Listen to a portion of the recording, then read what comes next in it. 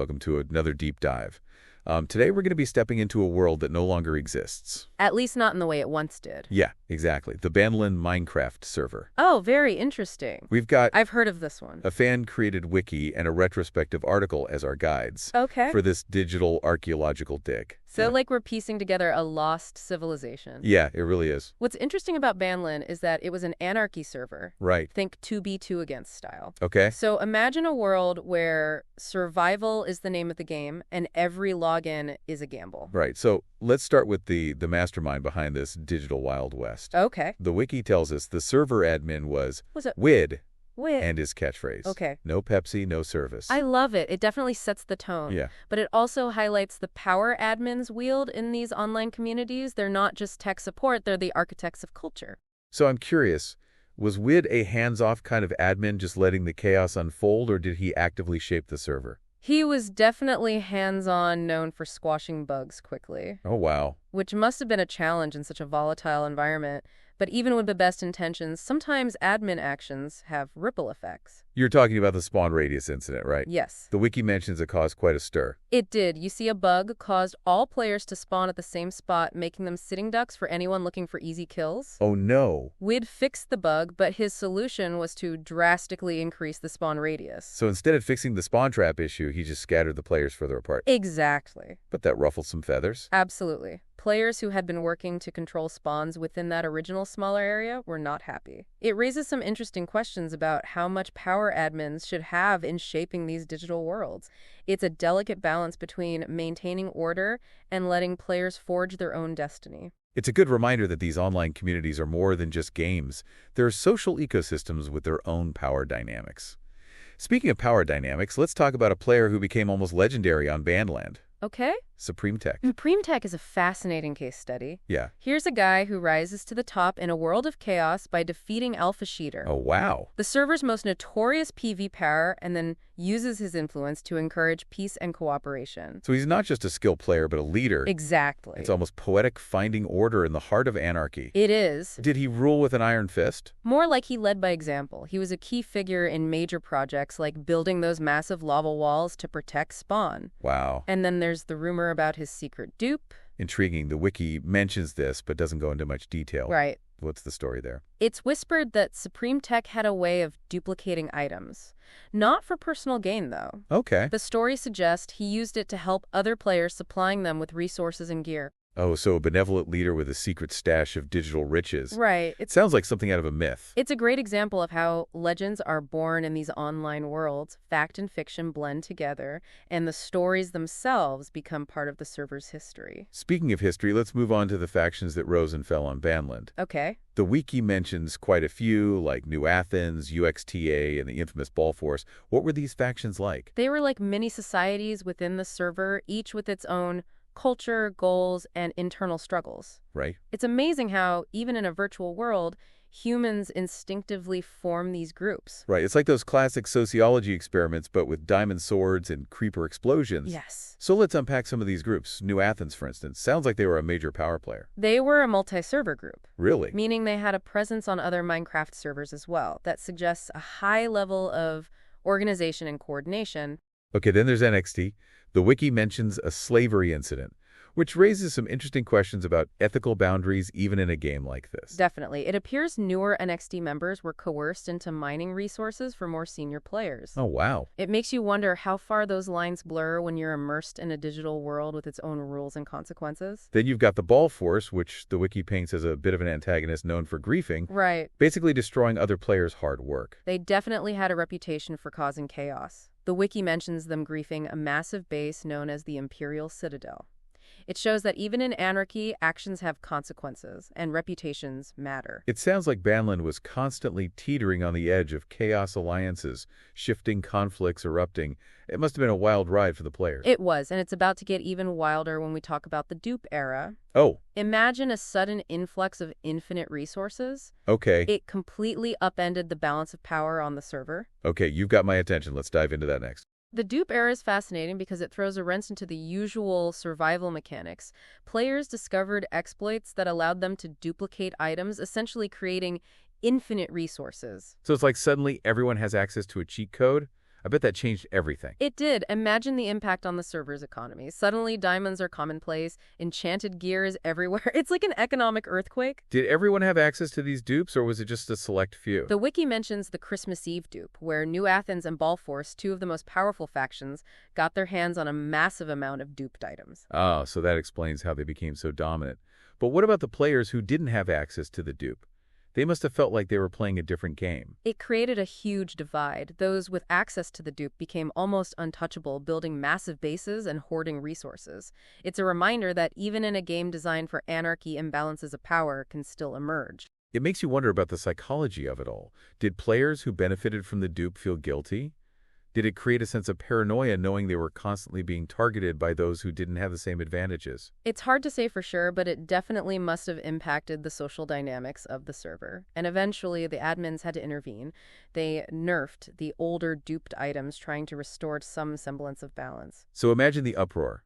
Players who had built their empires on these duped items suddenly saw their fortunes dwindle. It must have felt like a betrayal. Absolutely. It's a constant struggle in these online worlds. Players push the boundaries, admins try to contain the chaos. It's a never-ending game of cat and mouse. And in the end, none of it really mattered because the server itself disappeared. The wiki mentions data corruption as the cause.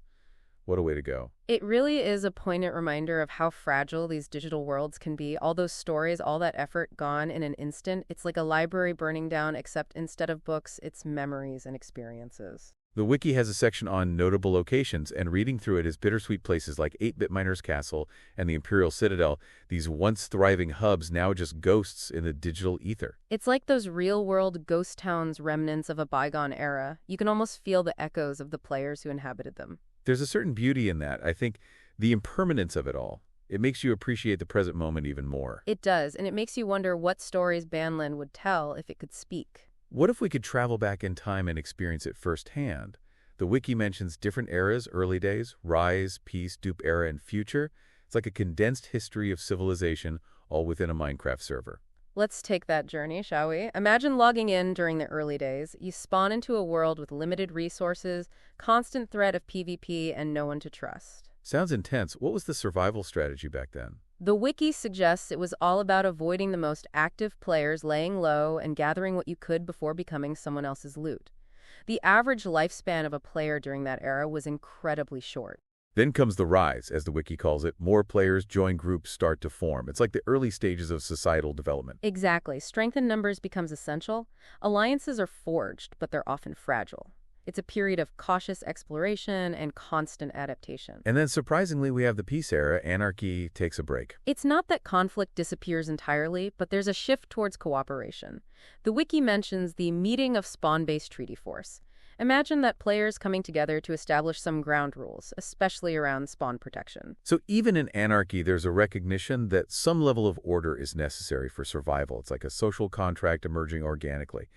What prompted this shift? Was it a particular event or just a gradual evolution? It seems like a combination of factors. As the server matured, players realized that constant warfare was unsustainable. They needed a way to coexist, at least within certain boundaries. And it led to the creation of designated spawn bases, right? These safe zones where players could take a break from the endless PvP. Yes, it's a fascinating example of how, even in a virtual world, we see the emergence of concepts like territoriality and diplomacy. It's like those early human settlements forming around sources of food and water, gradually establishing rules of engagement to avoid constant conflict. It's a perfect analogy. And it shows that even in a game designed to be chaotic, there's this inherent human drive towards structure and cooperation. And just when things are settling down, bam, the Dupe Era hits, throwing everything into disarray. We talked about how it created a massive power imbalance, but I'm curious about the overall mood of the server during this time. Was it pure excitement, resentment, paranoia? Imagine a gold rush, but instead of gold, it's enchanted diamond swords and stacks of obsidian. There must have been a sense of exhilaration for those who had access to the dupes, but also a deep sense of unfairness for those who didn't. It probably created a whole new set of social problems. Players who had amassed fortunes through the dupes were likely targeted by those who hadn't. It's like the saying goes, absolute power corrupts absolutely. And it eventually led to the admins stepping in trying to restore order by nerfing the duped items. Imagine the outrage. It's like having your hard-earned, or in this case, easily duped wealth, suddenly devalued. It's a reminder that even in a virtual world, there are still rules, and those rules can change at any moment. And it's a testament to the ingenuity of players finding ways to exploit the system, pushing the boundaries of what's possible. And that brings us to the final era, the future, as the wiki calls it. Sadly, this is where the story ends, cut short by the data corruption.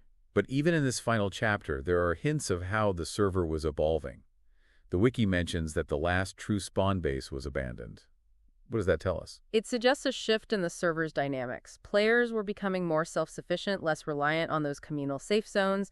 Maybe they were venturing further out, building more remote bases, embracing the nomadic lifestyle that characterized the early days. Or maybe they were simply tired of the drama, the constant power struggles, the cycle of creation and destruction that had defined Banland for so long. Perhaps we can only speculate, of course, but it adds a layer of intrigue to the server's demise. It wasn't just a sudden end, it was a world in transition, frozen in time at a pivotal moment. It's almost like a cliffhanger ending. We're left wondering what would have happened next. Would Banland have entered a new golden age? Or would it have succumbed to the same cycles of chaos and destruction that had plagued it from the beginning?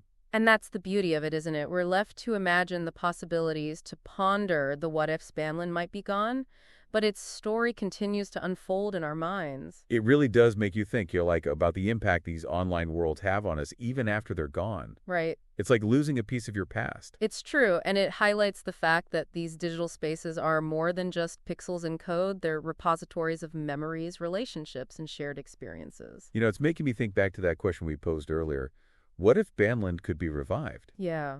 Would it be the same? Would the players who shaped its history return? The great what if. It's a question that sparks the imagination.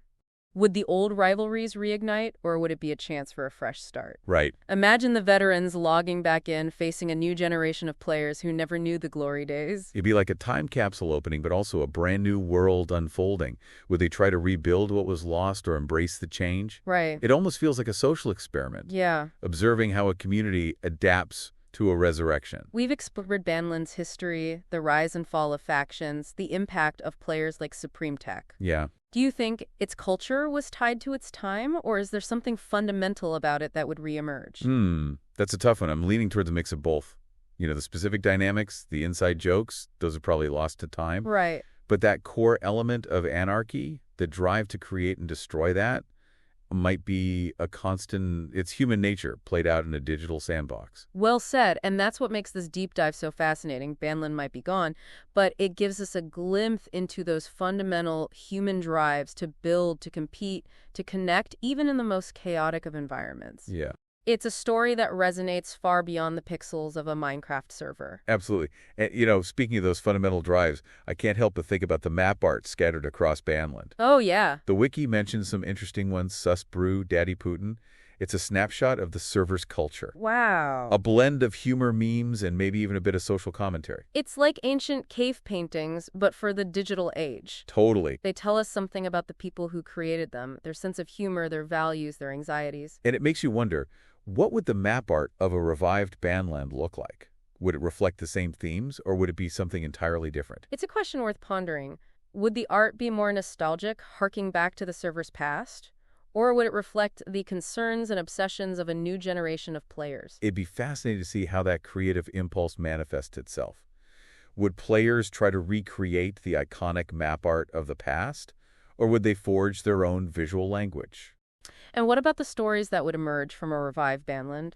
Would new legends rise to take the place of Supreme Tech? Right? Would new factions clash for dominance? Yeah. Would the cycle of creation and destruction continue? It's like we're standing at the edge of a blank canvas, imagining all the possibilities. Yeah. A revived Banland wouldn't just be a recreation of the past. It would be a whole new chapter shaped by new players, new ideas, and new challenges. And that's the beauty of these online worlds. They're constantly evolving, reflecting the changing dynamics of the communities that inhabit them.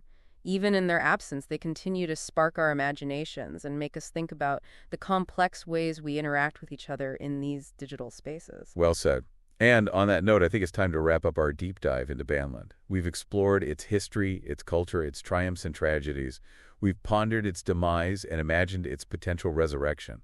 It's been a journey through a truly unique and captivating digital world, and though it's gone, its legacy lives on not just in the memories of those who played there, but in the questions it raises about the nature of online communities and the human desire for connection creation, and yes, even a bit of chaos. Thank you for joining us on this exploration of Banland. We hope you've gained a new appreciation for the stories that unfold in these digital worlds, the communities that thrive within, and the enduring impact they have on our lives.